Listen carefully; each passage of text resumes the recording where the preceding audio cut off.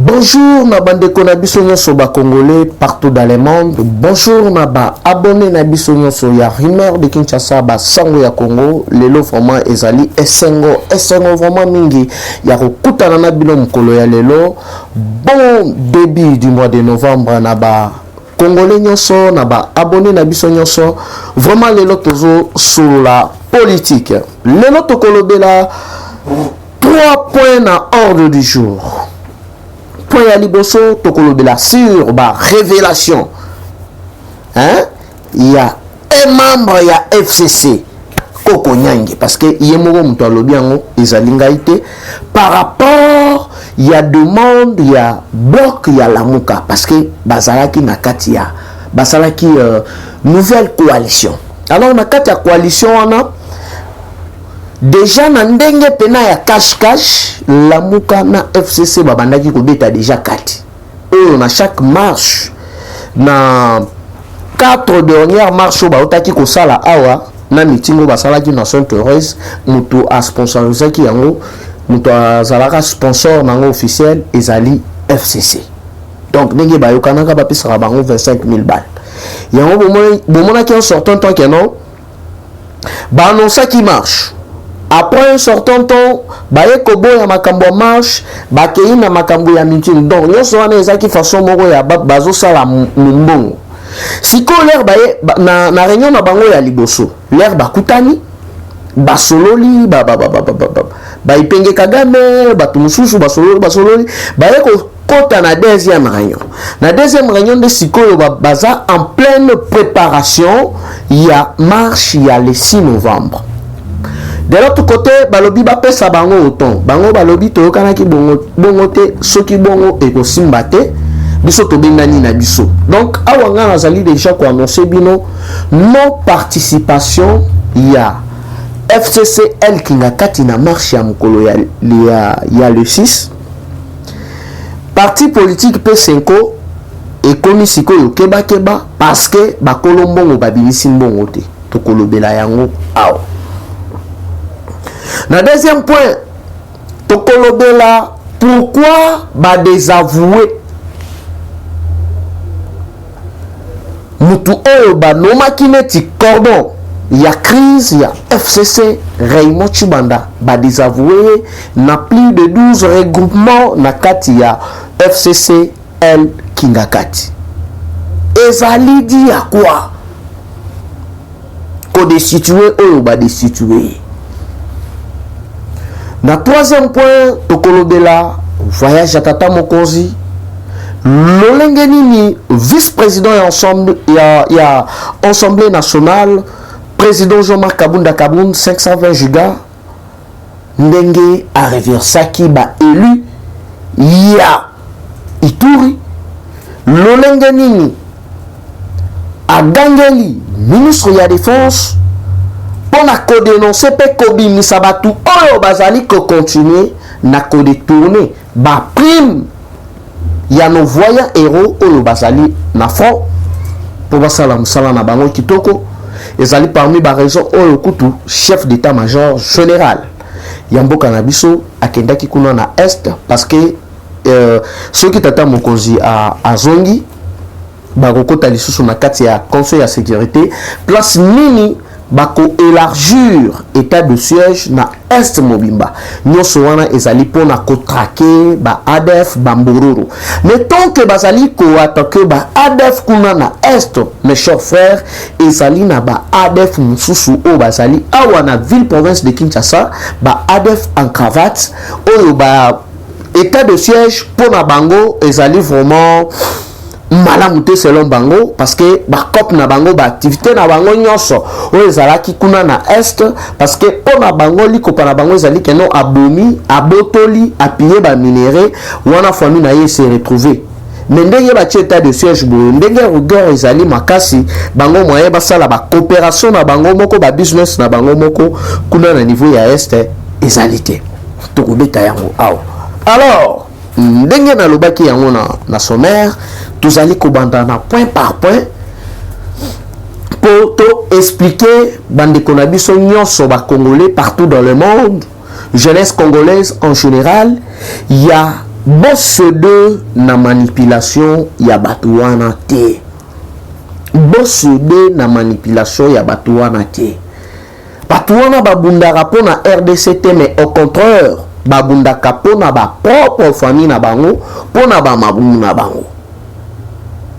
Et puis, selon mutu oyo a participé qui na kati ya réunion na bango. Vraiment, mes chers frères, to continuer na kosambela po na tata mokozi. Parce que Fachi aza ya nzambe. Bozo mona lolenge nini ba plan nyonso o bato babandaki ko préparer. Ba kabali nyonso ya mabe o babandaki ko sala. Ezala na bondoki, ezala na bato soloka. Ezala pena kindoki afara ya visa ya moiboy.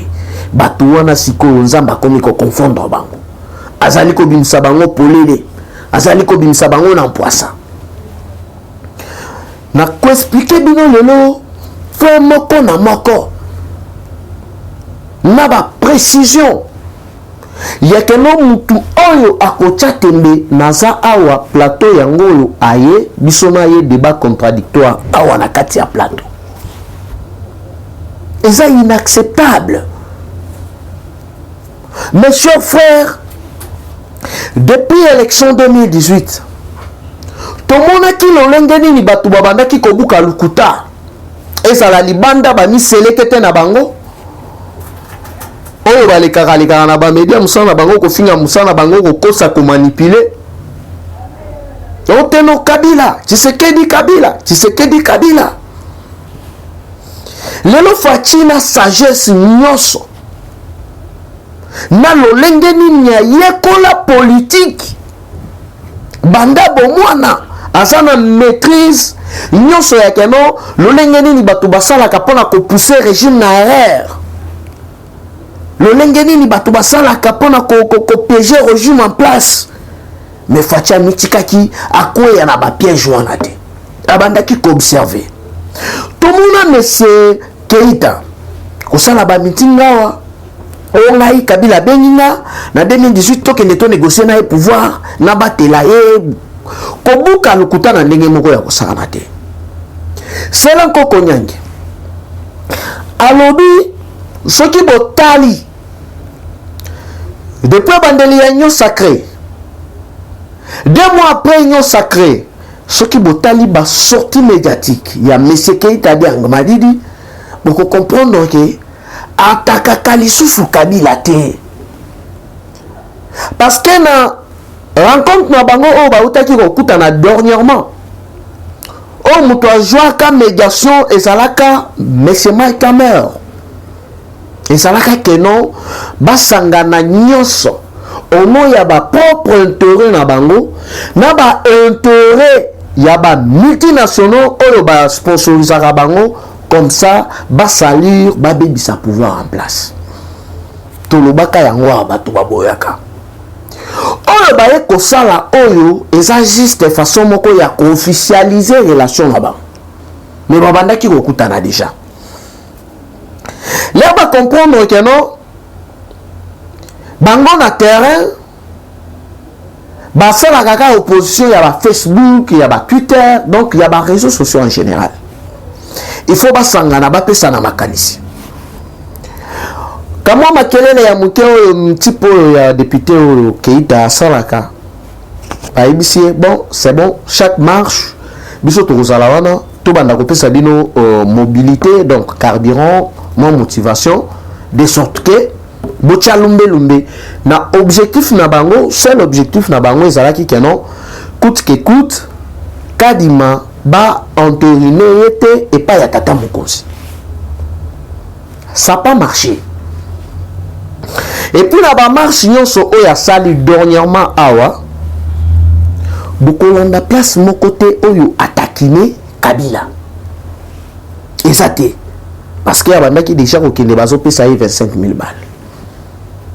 Mais nazali komi tuna ezali genre ya opposition nini obino bozali kosala opposition ya kopesa ba jeune mbongo obobima na nzela bosala boye non yango to sarabino keno terrain ya opposition donc eza terrain ya président Fachi autande kuna ayebi Et puis biso l'air to pesa pena vie na biso pona ko bundela Congo. Pona ko défendre mboka na biso, je me rappelle, j'étais encore jeune à l'époque, mineur, je peux dire. Bakanganga, ça la paix prison. Et pas n'importe quelle prison, prison centrale Yamakala. À l'époque. Comme quoi, outrage contre Kabila. Alors que tozala ki wana, tozali ko dénoncer, le lengeni ni bande konabiso wa bandaki koboma bango. Ba journaliste bazalaka empoisonné, ba officier militaire, n'en parlons même pas. De le bas âge. Les robani selekete mususu nazo mona bazolo baloba awa kozwa kutuna ba courage ya kobanda ko finga ba impère spirituel. Neti papa simo ki mango kiangani. Mais monsieur yo pena mutuna yo ezali ko sala lisusu malamu te. Na mususu wana o ya ba karo na ko citer ba kombo na bino te parce que boza ba tumoko boza na immaturité moko.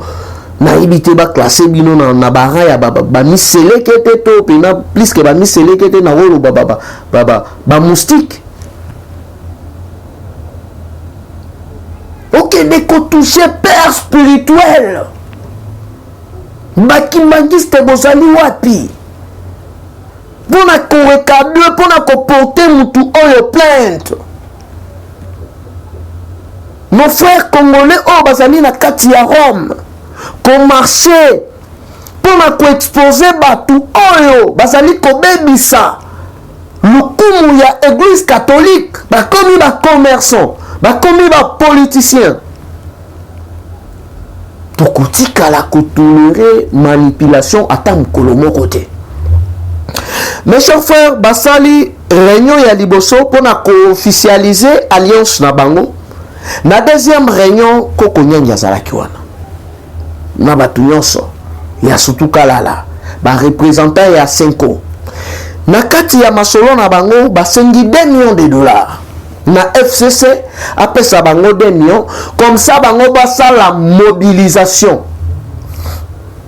ya RDC mobimba pour la marche ya soi-disant kobo ya Kadima mais Kadima prêté déjà serment ou en ezali distraction bon kasiko ndenge ni nzamba koteli bango nzamba confondre bango. FCC alobi rien tokana kina bino boyete biso tokopesa bino lisusu mbongo te bino ndenge bolobi ke non boza makasi na terrain bolakisa sikoyo force na bino na terrain force na bino na mobilisation omoni lukuta ata baseri wana o na kosala batourne na baprovince nyonso toyebi te ti sikoyo batourne ngo madi déjà na niveau nini. Donc alobaka biloko oye moko azali ko se contredire lisusu donc toza na ta distraction te biso toza wana tozolandela bino bokosuka discours ya 2023 ezate. Avant la continuer nazali ko recadrer monsieur Sesanga tika lukuta.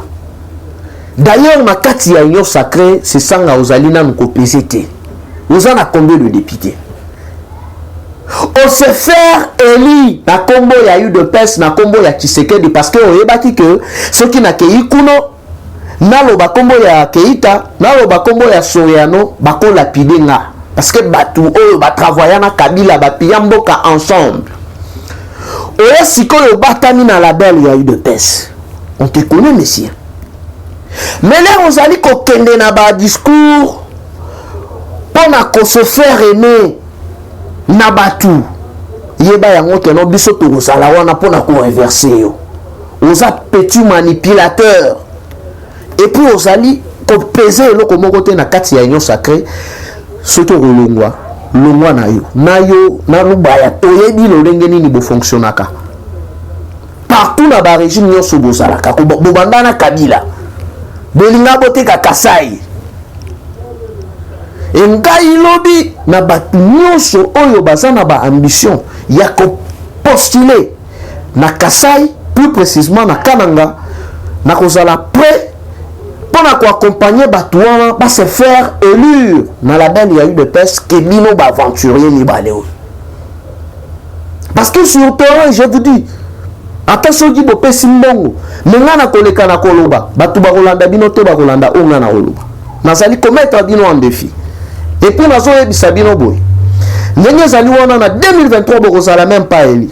Parce que na kosala vraiment effort na nga nyonso na plus de 25 ou 20 jours ya ba campagne électorale na kolekisa ta 2 jours na Kasai kuna pour dire à notre peuple la vérité. Beaucoup ko sabatute, beaucoup sagadana batute, beaucoup manipuler batuti na niveau oyote. Bon se faire élire, oh tu sais que bon se faire élire, bah pesi bino mandat, na label il y a eu de pes. Pourquoi les rekenda ki kuna olobaki te que non oza mutu ensemble pour les sportifs? Na yona Glodel André Lubaya. Pourquoi bolobaki te que non boza batu ya Katumbi, bozali batu ya Madidi? Parce que ndenge bozali wana na ba propre conscience na bino, vous avez voté pour Fayulu et non pour Tshisekedi. Les loboye na kati ya union sacrée na recherche ya ba poste vu que ba CV na bino non eza mabe boteka Kasai wana na maboko ya Kabila guerre ekota c'est vous yona Lubaya ezali bino mais à cause ya ba propre intérêt na bino moko personnel parce que besoin na recherche ba pesa bino ba poste ya boko ma ba ministre bozali na poste boko ma ba DG et simité parce que bozali na poids politique moko te ce qui bolongwa na bino mais boye ba keno 2023 nana ko sala wana pona ko contribuer nazali ko avertir bino déjà. Mes chers frères, FCC aboyi kobimisa mbongo. Alobinga na kopesa mbongo te. Yode abali osalaka nango ya kowangana, ya koboya, ya ingratitude ekozala pasi. Babenda na kate basali nini? Babendani. Bino bokende siko bosala marche. Et puis marche bokosala. Tokoyede bino pe na mobilisation. Bosala yango sur toute l'étendue. Tout le monde a bino, tout le monde a nanu, tout le monde a nanu. Poids politique na bino nanu. Et puis na kosenga na gouverneur, tika bango basakana. Bon tika bango basakana, totala sikoyo force na bango sur terrain. Pour biso moko sikoyo sala mobilisation, na sensibilisation na ba province nyonso pona ko soutenir chef de l'état na ba institution na Denis Kadima. To sala yango. Biso ba peuple congolais, ba vrai congolais. Les sikoyo FCC abendani à comprendre que azali no temps ya kosala politique ya chose vide te oyo l'air bango bazalaka na pouvoir lolenge nini babandaki ko pousser opposition basala politique à chose vide comme ça bango babanda kosala ba débouchage. Je vous dis mikolo wana ya samedi Emmanuel Shadari akeya kutani na Mboso na honorable Bonso accueilli akutani na président ya Sénat Bahati Lukwebo place nini akamata ki lustre ya deux candidats na bango na poste ya bureau définitif ya Séni eza pona koyebisa bino ke non FCCL Kingakati ba prendre acte ya prestation ya serment ya Denis Kadima. De l'autre côté là, Tivundu Koti. Si vous voyez, vous à la claire, vous à la mibali. Fatile à l'obaki que non, l'air à yoka qui base, tolobi que non, dengue zalouana fati, pas question ya kokende ko saluer sumaya un gérant, deux flat hôtel, biso aussi mate, dengue zalouana, topesio 48 heures au retirer signature. Fatia kenda ki gauche droite. Mais depuis Kadima Zalaka entériné, depuis Banterina qui Kadima, qui s'y colle au silence radio. On a kolongwa union sacrée. On tosana nouana na kata union sacrée. Bope sa position na bino boza wapi. Moi la maya wana débauchage, à la débauchage, à l'unisa union sacrée, ça n'a pas marché. Parce que na kati ya union sacrée, ils ont nos frères. Oyo ba congolais a de peur de mer. Oyo ba comprendre que non, mboka esengaka batata ba préparer déjà avenir futur. Ba comprendre que ba passer qui 18 ans na conserver un certain individu oya s'enrichira qui yena libota na ye mobimba et puis asali baba vivre belé na kati ya mboka na biso. conscience zongeli bango balobi intérêt général et à notre peuple oyo ekomi ngonga ya nzambe. Ça n'a pas marché. Ça la déclaration papa soyano, ça la déclaration zala clair na biso olongwa te etali biso te parce que tolobaka yango déjà toyebi lolenge nini bino bofonctionnaka avec Kabila surtout pareil. Vous travaillez pendant 15 ans, vous salez badil ensemble, vous payez badinero ensemble. Vous, au balouki parce que vous avez déjà que non, na libanda moi na mayazaki na ba sauté ya plusieurs millions de Congolais à Boma. Dengue atinda batuba Boma Floribert Chebeya, dengue a Boma ba Thérèse Kapangala, dengue a Boma ba Rossi Mukendi. On dit ah te na bendana. Na koma opposant. Mais opposant o ya kiano bosaya ki bia 15 ans. Abengi ojida yo polo bio za jida te yende jida boyebani badil na bino si o yeki nango na kati ya nyo sacré ozala na ba privilège ya kobanda kopiye ba minere okotisa ngo na Zambie esimbi te renir siko courage ya koloba na ba congolais ke olungwe union sacré cela ezali polele siko bokomi o na tel Lubumbashi na ye consultation zala clair bana mai réseau na bango dia to timbeli bango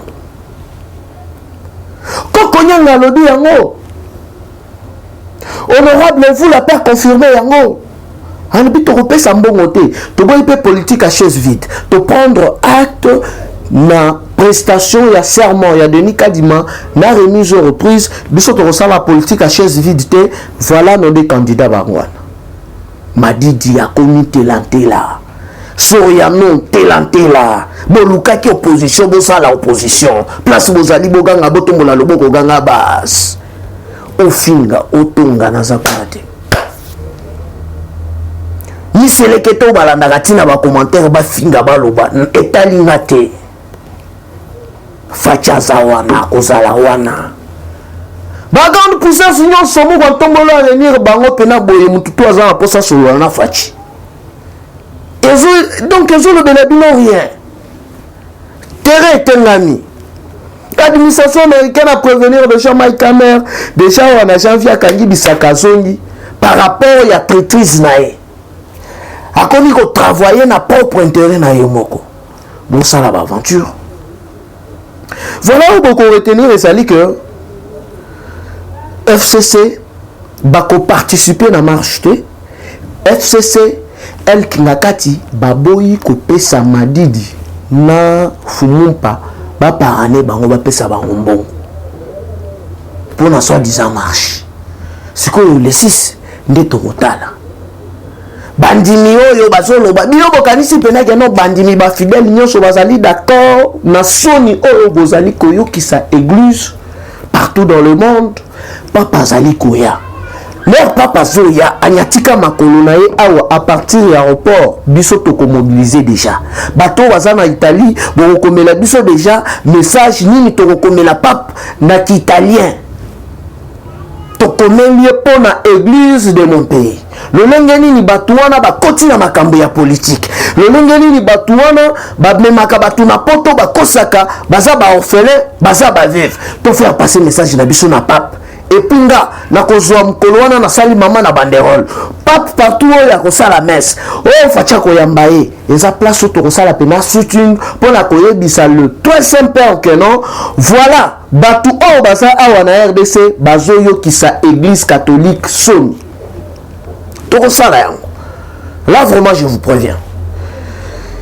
Le deuxième point mes chers frères bango kuna na FCC El Kingakati bitumbali sous ekoti mutu nyonso azoluka positionnement ba désavoué Raymond Tshibanda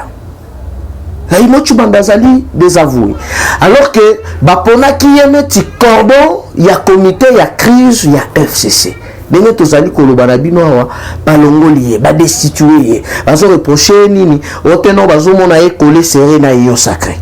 Bébino bolobaki tozo sa l'opposition.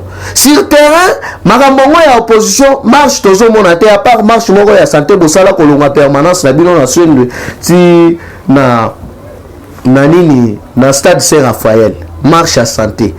Donc, place pour ça, qui est opposant, n'a mon akayangote.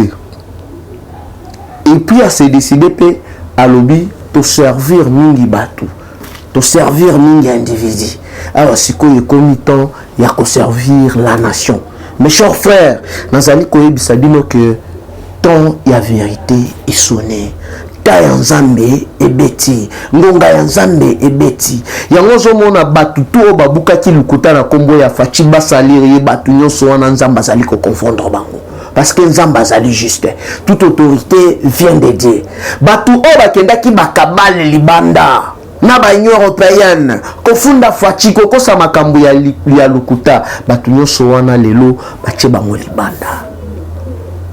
Ba rejeter bango parce que ba accord oyo ba signissaki union européenne ba respecta yango te ba rasira bango ba accord wana eza respecté te yango bomoni na kuna na Rome bozo mona pena ke non